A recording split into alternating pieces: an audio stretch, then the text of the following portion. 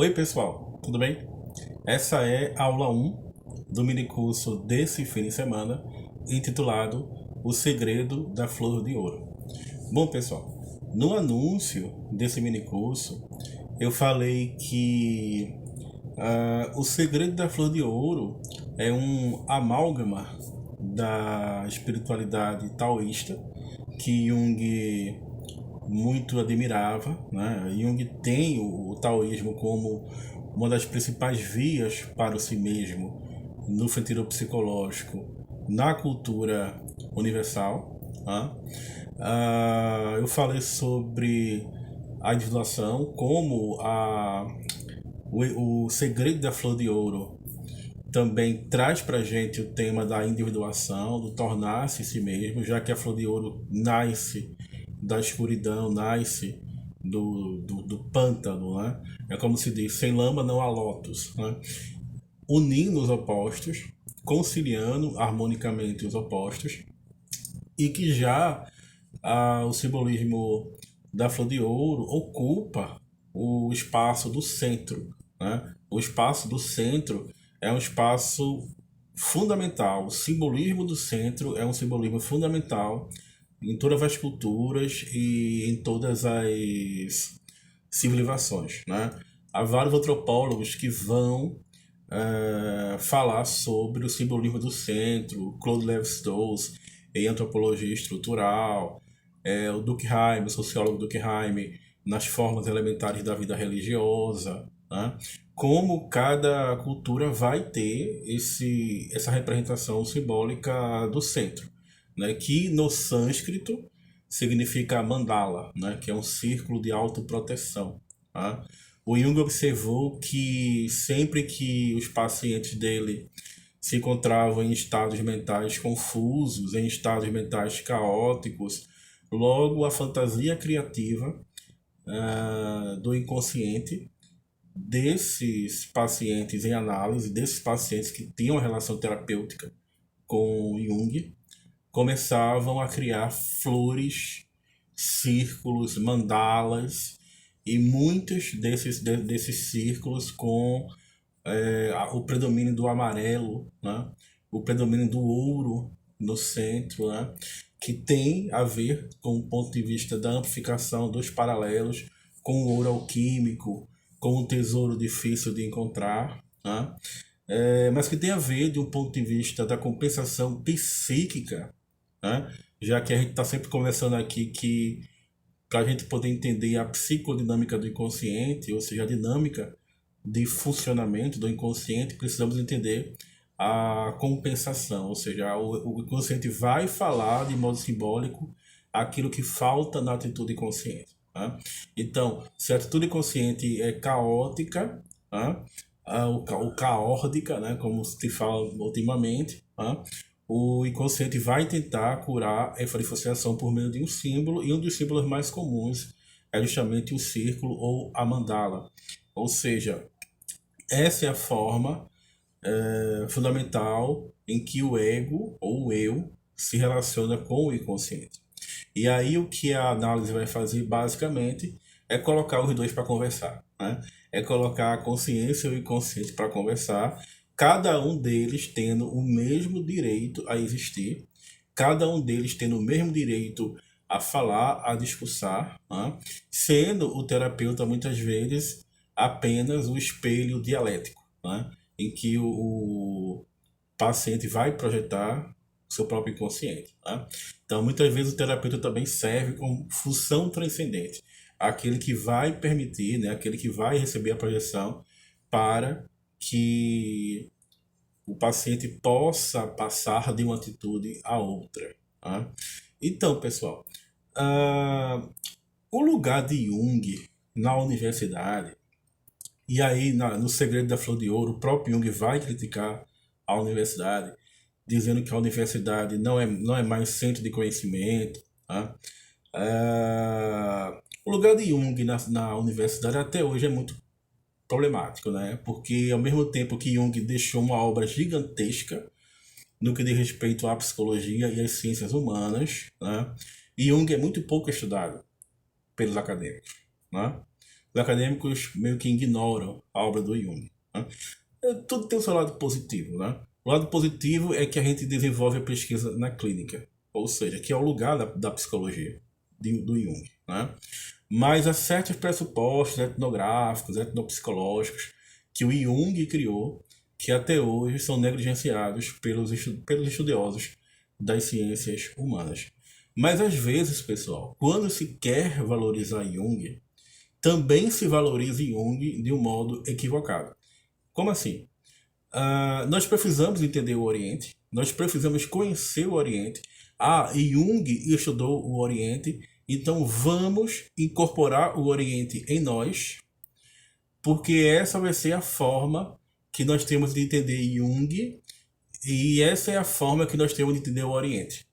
Pronto, Jung serve para isso. Bom, na verdade, quando Jung vai estudar o Oriente, ele vai questionar e ele vai criticar, e ele vai criticar com uma certa grosseria, com uma certa contundência, justamente esse tipo de atitude do homem ocidental ingênuo, do sujeito ocidental ingênuo, que acha que para incorporar a cultura do outro precisa abandonar a sua própria cultura, ou que acha que é possível incorporar a cultura do outro por meio da imitação sem viver a cultura do outro, tá?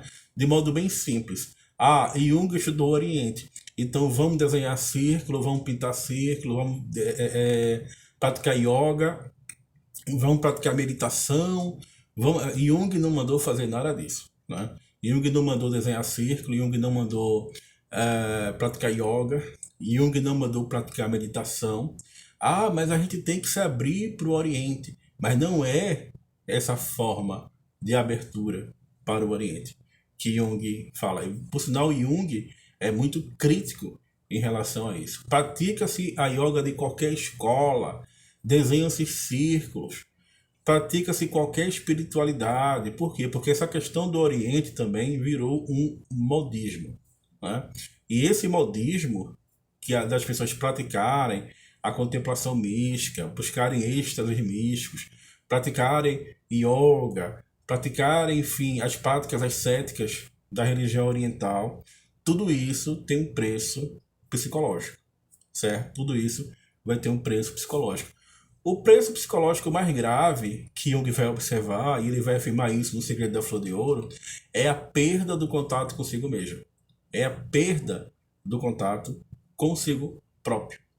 Porque esse contato, pessoal, esse contato consigo mesmo deve se dar a partir da escuta da sua própria alma. Precisamos, segundo Jung, ter fé que da nossa própria alma vai surgir o quê? A flor de ouro. Vai surgir algo que dê sentido à nossa vida e que expresse o simbolismo do si mesmo, que dialogue com a nossa consciência por meio da luz, né? Do simbolismo da luz. E o outro grande equívoco que se tem em relação a Jung, e aqui esse livro espetacular, que é O Eu e o Inconsciente, vai falar exatamente a mesma coisa, tá certo? Eu não vou fazer um mini curso só sobre esse livro aqui, O Eu e o Inconsciente, tá? É que quando Jung falava sobre os paralelos, quando Jung falava sobre... Quando Jung fazia a sua pesquisa erudita sobre alquimia, ou sobre a mandala tibetana, os desenhos mandálicos do budismo tibetano, que Jung vai falar que, segundo ele, são as mandalas mais belas que existem, né? São as mandalas mais belas, né? Jung estava sugerindo isso no seu atendimento psicológico, na sua terapia. Pegar elementos do Oriente e simplesmente transferir para os atendimentos. Bom, Jung chega a chamar as pessoas de idiota, as pessoas que acham que ele pregava isso ou que ele desejava isso, né? Porque as pessoas, no fundo, nunca entenderam o método de Jung, né?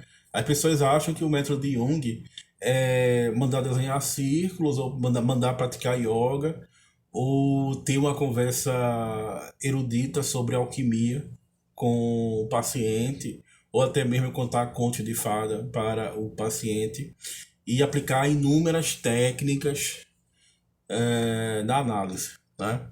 Eu estava conversando com a psicóloga muito amiga minha essa semana e ela me dizendo, mas Álvaro, Jung vai analisar Alfred Adler, Jung vai analisar Freud e Jung vai depois dizer que tudo isso é importante, mas que se deve abrir mão de tudo isso para poder atender na clínica, né? E aí o que é que resta, né? Aí eu falei, resta justamente aquilo que Jung vai falar no Segredo da Flor de Ouro. Resta deixar o inconsciente agir, tá? Porque muitas vezes a gente quer colocar uma série de técnicas, uma série de metodologias na nossa relação com o inconsciente e na relação com o paciente. A análise em Jung, gente, eu não me canso de repetir, porque eu quero que isso seja bem assimilado. A análise em Jung é um confronto com as imagens do inconsciente. A análise em Jung é um estar face a face com as imagens do inconsciente. E para isso, o que é que o terapeuta vai fazer? Ele vai acolher o paciente, ele vai observar o processo de calcinação, de queima pelos fogos dos afetos, das emoções do paciente, aquilo que ele está vivendo naquele momento. Ele vai entrar no processo dialético com o paciente. O método clínico do Jung é o método dialético. Os dois vão começar a elaborar, vão começar a ter insights, vão começar a fantasiar juntos. Desse fantasiar juntos, dessa criatividade que vai surgir espontaneamente na análise, é possível que surjam sincronicidades. O terapeuta vai analisar os sonhos do paciente, por meio disso o terapeuta vai utilizar o método da amplificação, cuja fundamentação epistemológica é o método comparativo da antropologia. E no dado momento, certo, a minoria dos pacientes ingressam nesse momento, a grande maioria não ingressa, o terapeuta vai trabalhar com o paciente a imaginação ativa, certo? Que a gente também chama de objetificação da imagem, tá? Porque uma minoria de pacientes entram nesse processo, porque basicamente o terapeuta junguiano vai induzir uma pequena psicose no paciente e a grande maioria das pessoas não estão prontas para entrar nesse estado mental, tá? Até porque se a pessoa já tem uma psicose latente, induzir esse estado pode fazer com que a pessoa entre em estados paranoicos, alucinatórios, em delírios e caia sob as garras do inconsciente por meio da possessão, tá?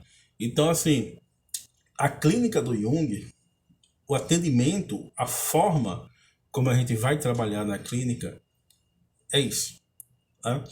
O que vai acontecer é que nós vamos circunambular sempre os fenômenos anímicos, os fenômenos psicológicos.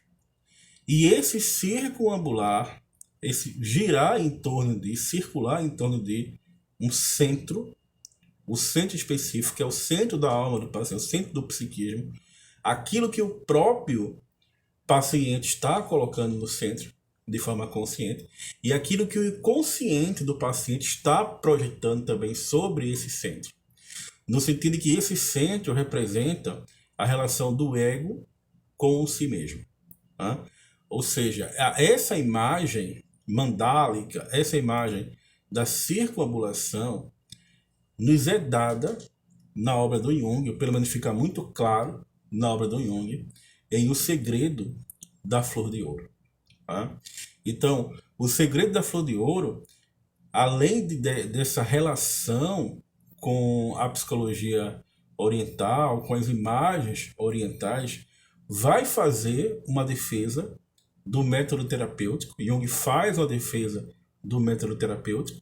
Ao fazer essa defesa do método terapêutico, Jung faz uma defesa da própria ciência e da objetividade ocidental, embora não deixe de acolher a subjetividade do Oriente. Porque o que é que vai acontecer, gente? Ocidente e Oriente vão estar em relação compensatória um em relação ao outro. Basicamente, como funciona o sistema psíquico, o sistema psicológico e o sistema psíquico da psique objetiva, ou seja, de toda a humanidade. Tá? Então, isso também é muito importante da gente observar. Né? Como Jung trabalha a psique objetiva, e dessa psique objetiva ele extrai elementos para o processo terapêutico. É isso, pessoal. Muito obrigado.